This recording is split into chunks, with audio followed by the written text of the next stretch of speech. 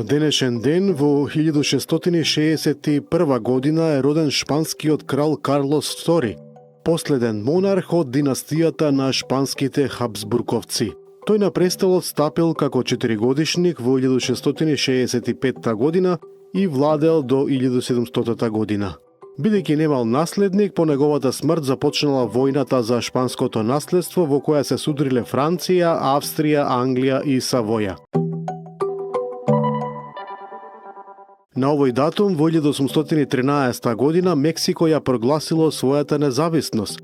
Поттикнати од настаните во Северна Америка, свештениците Хидалго и Моралес повеле востание против шпанските колонизатори. Хидалго бил убиен, а Моралес ја продолжил борбата и токму на овој датум ја прогласил независноста на Мексико. На денешен ден во 1814 година е роден белгискиот производител на дувачки инструменти Адолф Сакс, кој во 1840 година го измислил саксофонот. На овој датум во 1825 година е роден францускиот архитект Жан-Луи Шарл Гарние, автор на прочуената Париска опера, како и на казиното во Монте Карло и обсерваторијата во Ница. На овој датум во 1860 година Абрахам Линколн бил избран за претседател на САД. На денешен ден во 1861 година е роден канадскиот професор Джеймс Нейсмит, пронаоѓач на кошарката.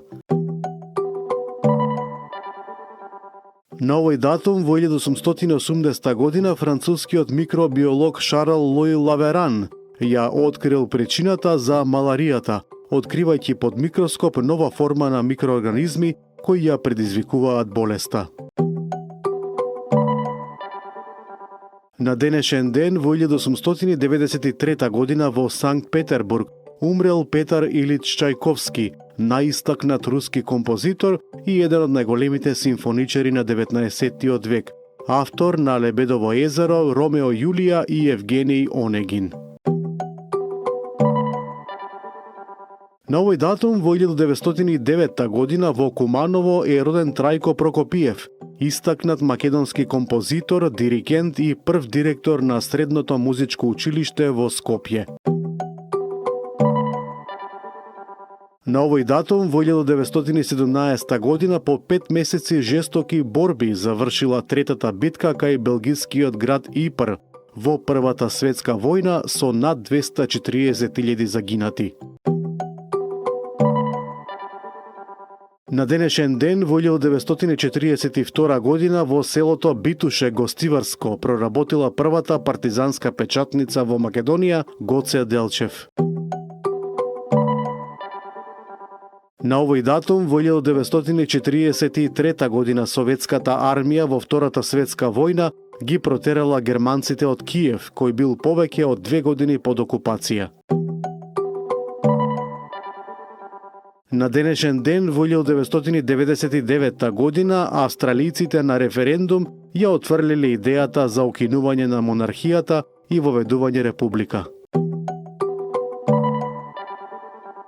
На овој датум во 2007 година умрел Енцо Бјаджи, познат италијански новинар и долгогодишен уредник на емисијата Il Fato на Рај, автор на повеќе од 80 книги.